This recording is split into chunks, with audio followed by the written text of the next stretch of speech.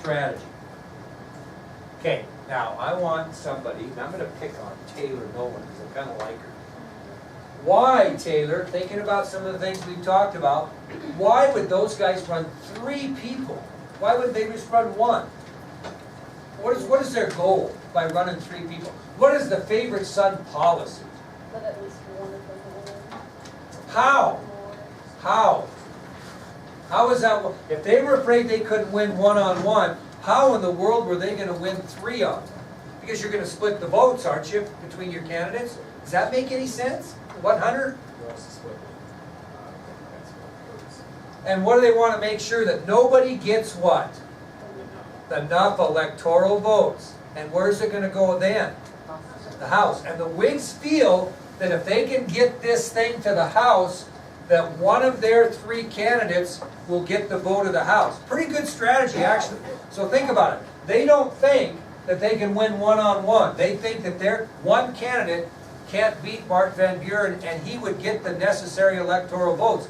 But they feel if they run 3 different people from 3 different parts of the country, that it'll split the votes up enough all over the election that not one of the 4 candidates will get majority.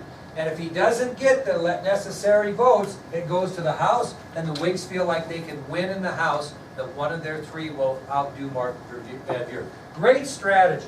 Great strategy. Well, it didn't work, unfortunately.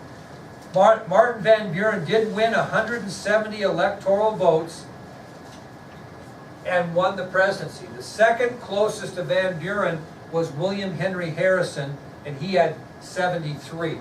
But Van Buren got the majority he needed. It probably was not a bad strategy, but it did not work. Again, the common people spoke, even if it was for Martin Van Buren, because he was a Jackson disciple, so to speak.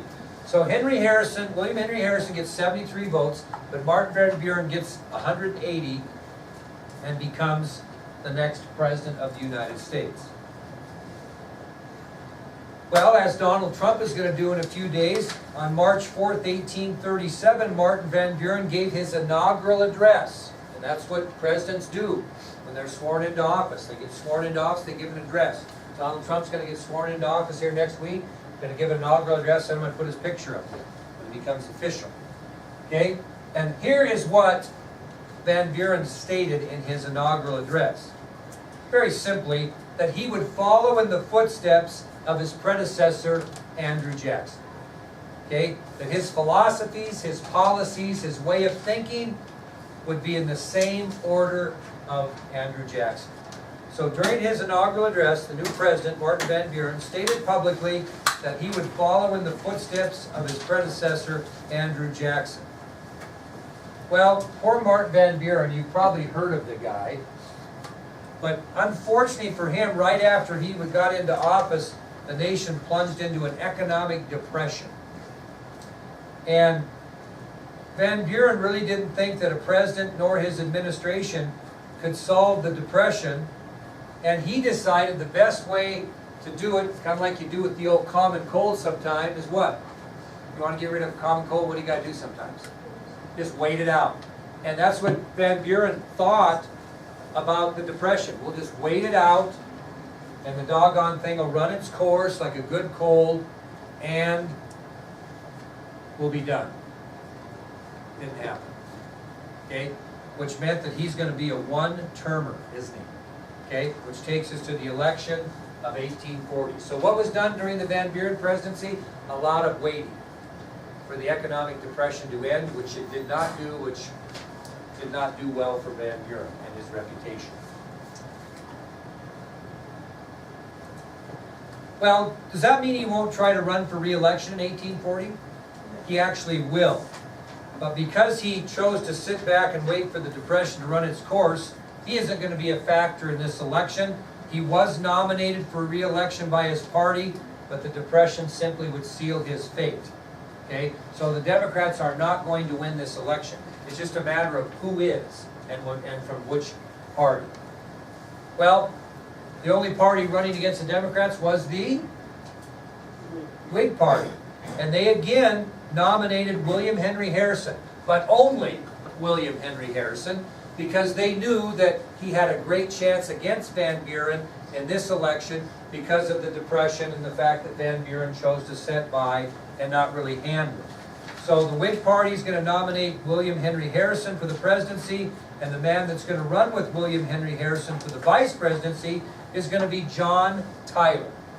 John Tyler will be William Henry Harrison's running mate.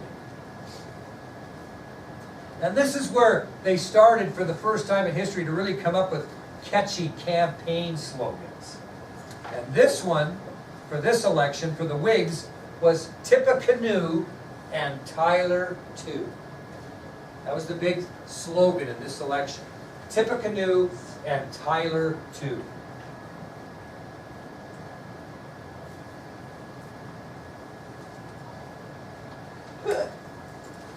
Well, William Henry Harrison was a general in the military prior to his political service.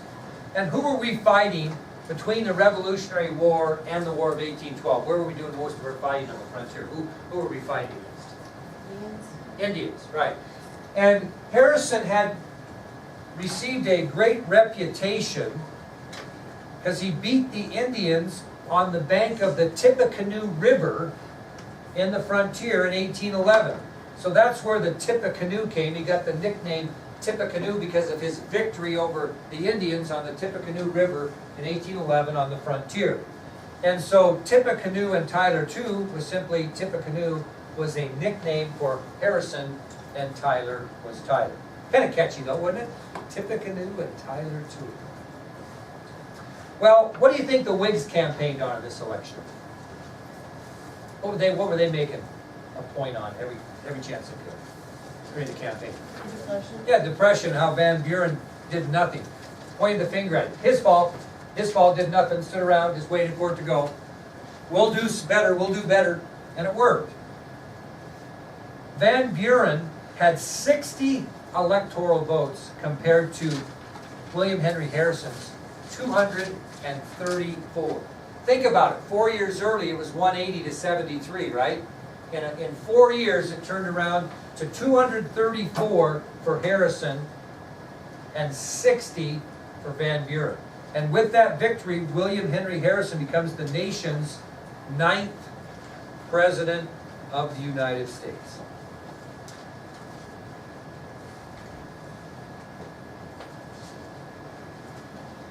Okay? Let's talk about the final days of President Jackson, and we'll quit for the day. Okay? The final days of President Andrew Jackson, since that's who we're talking about. The final days of poor old Hickory.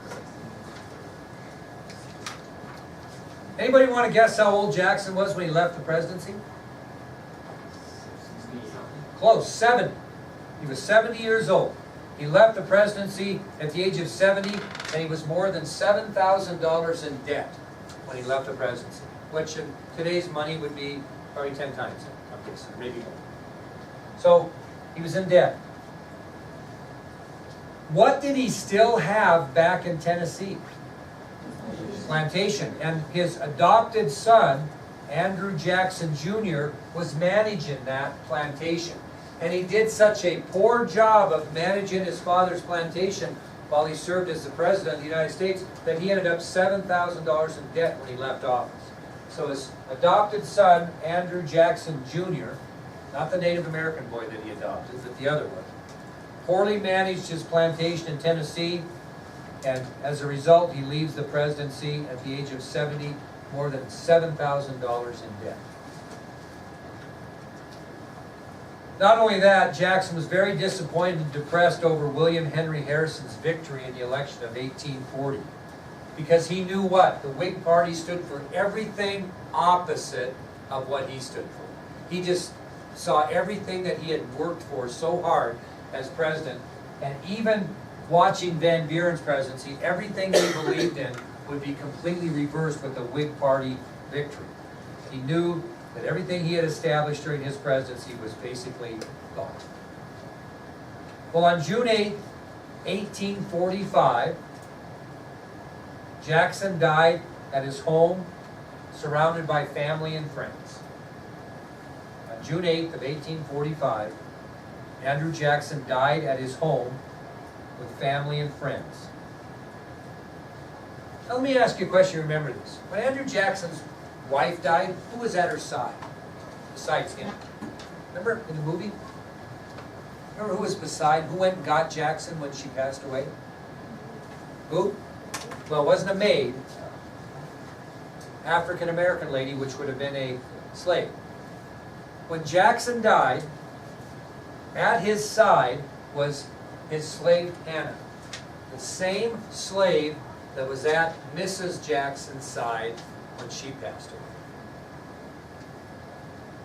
So, at the side of Andrew Jackson at the time of his death was his slave Hannah, whom his wife had died in her arms several years prior. Well, Jackson's death resulted in him being buried next to his wife Rachel at the couple's Tennessee plantation known as what? The Hermitage. So President Andrew Jackson was buried next to Rachel at the couple's Tennessee plantation known as the Hermitage. I am going to tomorrow start the day with a video on Andrew Jackson's presidency, a short video, probably 20 minutes. Then we're going to tell you about the inauguration of William Henry Harrison and what that resulted in. And then we're going to have a little review, and then we'll have kind of a quiz, probably Thursday. Okay? So that's kind of where we're looking at finishing this up by the end of this week. Any questions at all? If you're not going to be here Thursday, it would be in your best interest, in my opinion, to try to take that quiz before you go. And it will not be a length, it will not be like a test as much, because it's what, a couple-day lecture rather than a week or so. Okay? So think about that. And we're moving on. That's a good, we're making good time.